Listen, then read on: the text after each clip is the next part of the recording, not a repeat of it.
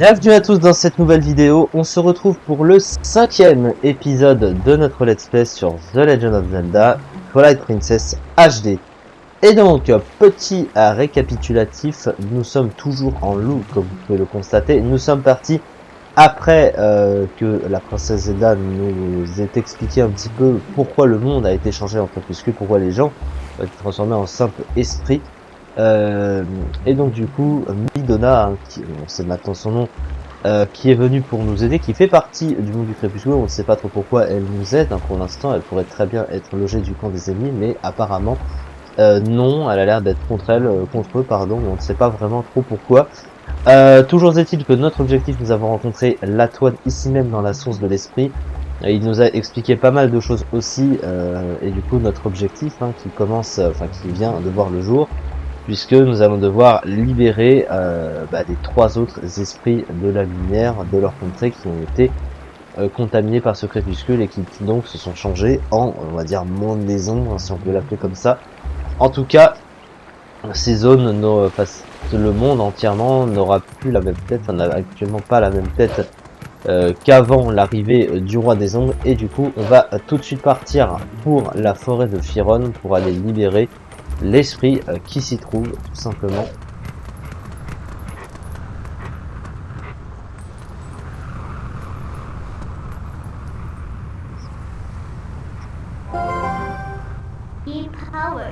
Et regarde, comme tu peux le voir, la forêt de Firon que tu connaissais fait maintenant partie du monde des ombres. Il se peut que tu ne puisses pas revenir. Tu veux quand même y aller? Bien sûr.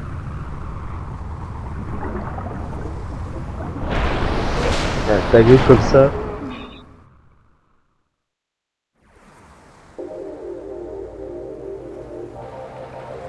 Elle nous avait également demandé d'aller chercher une épée et un bouclier à Toal, donc on est revenu à Toal.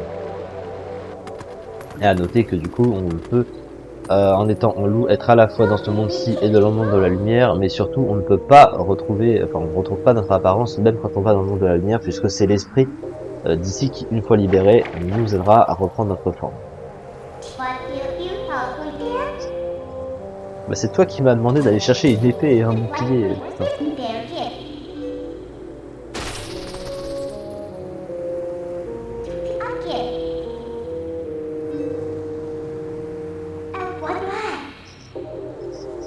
Certains objets. Je dirais rien pour le moment, mais ce sera facile. Bah, y a plutôt intérêt, hein, parce que là, je suis ton larbin.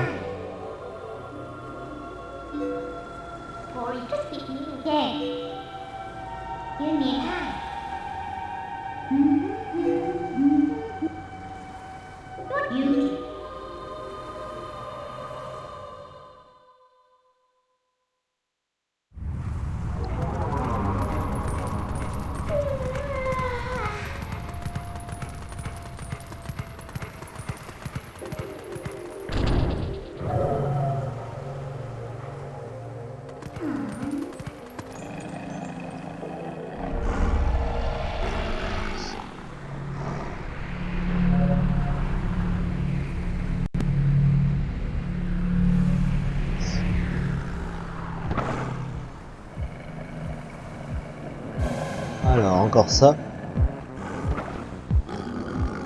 Sauf que cette fois, vous aurez constaté qu'il y en a 3 des monstres. Sauf que, évidemment, ce ne sera pas aussi simple que ça. Et vous allez vite comprendre pourquoi.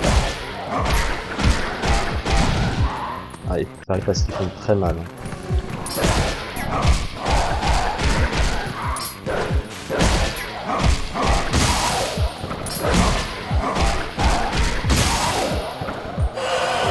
Parce que vous avez vu, j'en ai mis 2 au sol et le 3e pousse un énorme cri et rappelle ses congénères. Donc évidemment, il va falloir trouver une autre solution. Donc c'est elle qui va nous aider. Alors comment est-ce que ça va se passer? Il va falloir les réunir tous les 3 dans un cercle d'ombre. Et tous les viser en même temps. Voilà. Et notez bien la présence du portail au-dessus qui apparaît parce que par la suite il nous aidera. Mais ça c'est pas encore pour tout de suite. Chaque chose en son temps. On va d'abord se diriger vers la source que l'on peut voir là, et donc vous l'aurez compris, c'est là où se trouve l'esprit de la lumière, mais vous voyez dans quel état il se trouve actuellement, il a perdu sa lumière, il va falloir l'aider à la retrouver, et il va donc nous expliquer. Sois prudent, cette forêt n'est plus la même. Cet endroit fut absorbé par les noirs nuages du crépuscule. Ceux qui vivent dans la lumière s'y désincarnent et errent. Seuls y vivent les êtres des ombres, maîtres de la magie. Je suis un esprit de la lumière, ô noble animal aux yeux saphirs. On reprend la lumière qui m'a été dérobée par ces créatures des ombres, place-la dans ce calice. Et il nous remet donc le calice de lumière. Il va falloir donc récolter ce qu'on appelle des perles de lumière. Regardez un petit peu la carte. Vous voyez des petits points bleus qui clignotent ici. Alors c'est vrai qu'on voit pas très bien. Je vais pas zoomer. Ah bon, vous les voyez ici, de toute façon on va aller voir sur la carte.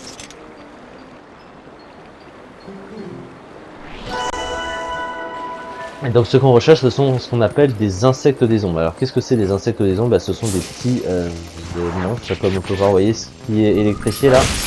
Et il va simplement falloir les tuer pour récupérer la perle qu'ils nous donnent en échange. Hop.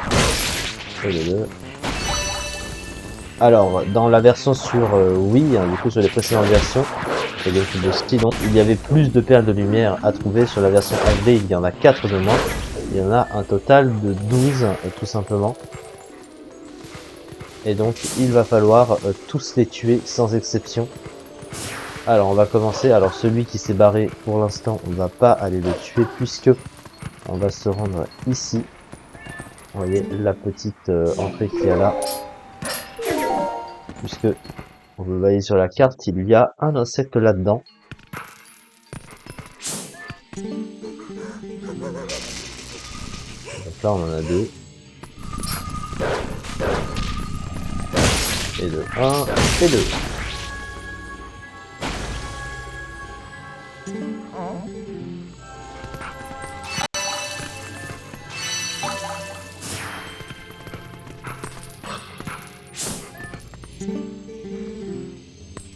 Encore une fois, comme vous l'avez déjà compris, on l'a déjà dit avant, mais toutes les personnes qui se sont changées en esprit ne peuvent pas me voir.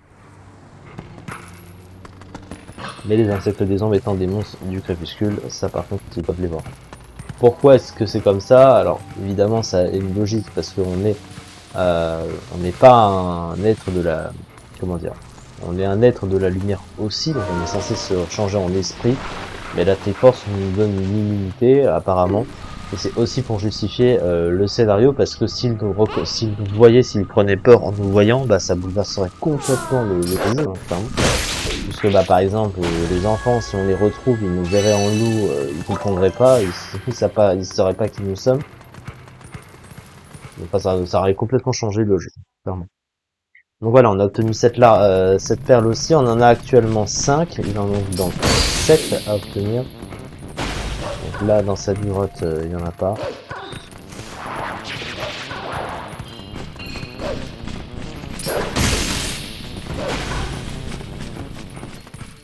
Alors, on va sortir par là.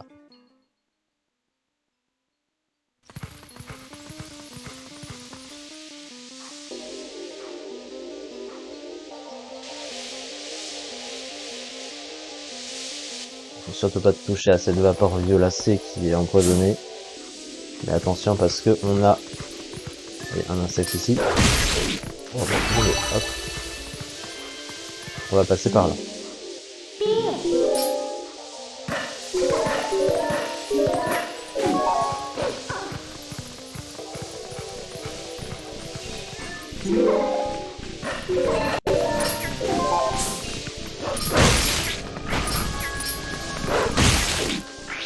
Voilà, l'autre. Encore 4 à obtenir.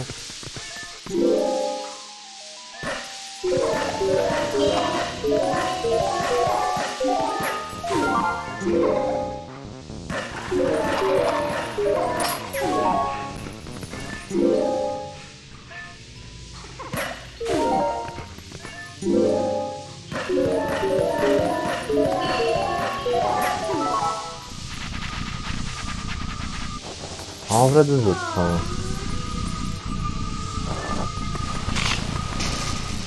Donc on peut crever. Et le 1. Et le 2. Plus que deux perles. On les voit sur la carte, elles sont tout au bout. Bah c'est là où on avait libéré le singe et le petit enfant. Qui étaient enfermés dans une cage. On retrouve nos potes du crépuscule, donc comme ce qu'on a fait avant, il faut les réunir tous les trois pour les tuer en même temps. Donc, allez, faut les faire venir. Là.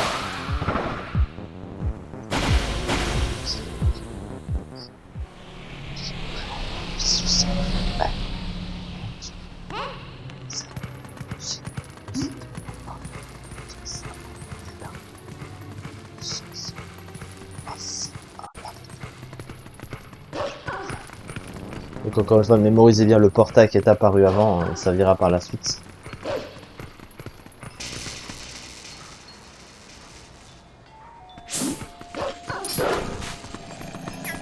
Bon. On revoit le singe qui s'est transformé aussi en esprit. C'est ici, on dégage.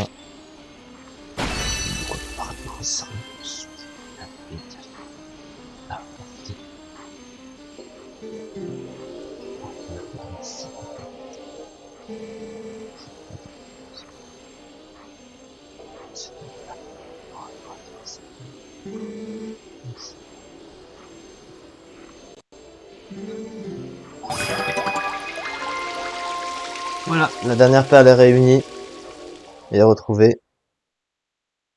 Donc, grâce à ça, l'esprit de la lumière de cette contrée va retrouver sa forme originelle. Et donc, ça veut dire qu'on va en même temps pouvoir retrouver notre forme, bien sûr.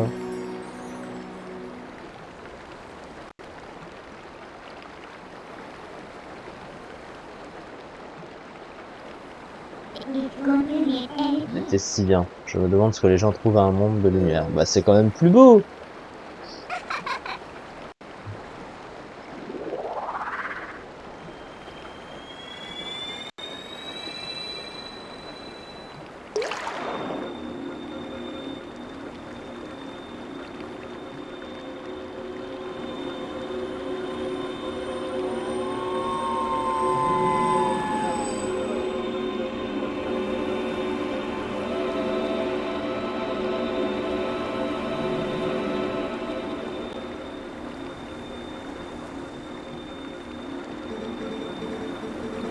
Maman et Chiron. Je suis l'un des esprits de la lumière d'Hyrule. Les déesses me confient la tâche de veiller sur cette forêt. Jeune homme au cœur vaillant. Ton passage dans le crépuscule, ce monde des ombres, où les êtres de lumière ne sont qu'ectoplasmes, t'a changé en bête aux yeux saphirs. Et ceci est un signe que le pouvoir de l'élu des déesses sommeillait en toi et qui s'est réveillé. Contemple la forme que prend ce pouvoir qui s'est éveillé.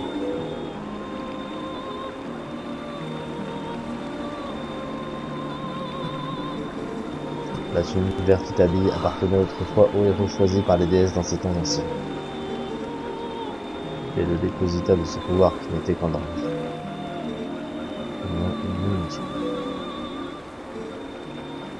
Le héros élu des déesses.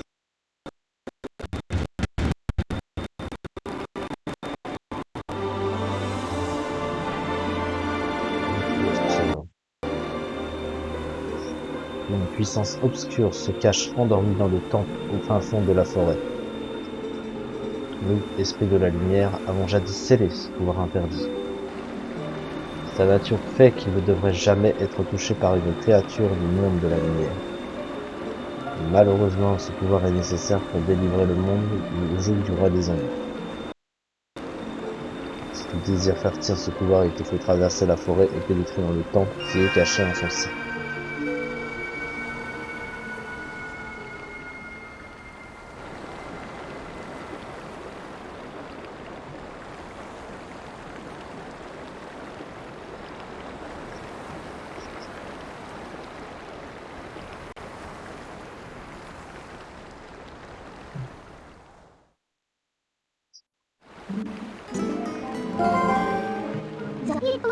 Comme ça, c'est parce que tu es le héros que tu te retrouves transformé en bête sauvage. C'est pas de balle quand même. Ta vie aurait été plus facile si tu t'étais désincarné comme tout le monde pour errer à jamais dans un néant infini. Et alors, tu veux aller voir ce temps? Ça tombe bien, j'ai justement quelque chose à y faire. Dis-moi, tu as bien l'intention de sauver tes amis, non? Peut-être que l'un d'eux est dans ce temps et qu'il a besoin d'aide. Enfin, quoi qu'il en soit, bon courage, monsieur le héros du DS. Ah bah de notre temps. Allez, à plus. Et voilà qui clôture donc cet épisode. Après avoir sauvé cet esprit de la lumière, il nous a ramené à notre forme et il nous a donné cette jolie tenue qui fait la fierté de notre aventure et de notre personnage, surtout iconique dans ce jeu et cette licence. La prochaine fois, on se dirigera vers ce qui est donc le premier donjon du jeu, enfin le premier. Et c'est vrai que ça fait du bien de revenir à cette linéarité, ces donjons bien connus de la licence et qui ont fait la fierté de cette licence, même s'ils ont pris une tournure différente maintenant. Ils restent dans nos mémoires et font partie de ce qu'on préfère dans Zelda, on va pas se mentir. Et donc c'est ce qu'on va prochainement faire. Merci beaucoup de m'avoir suivi et on se retrouve à très prochainement pour la suite.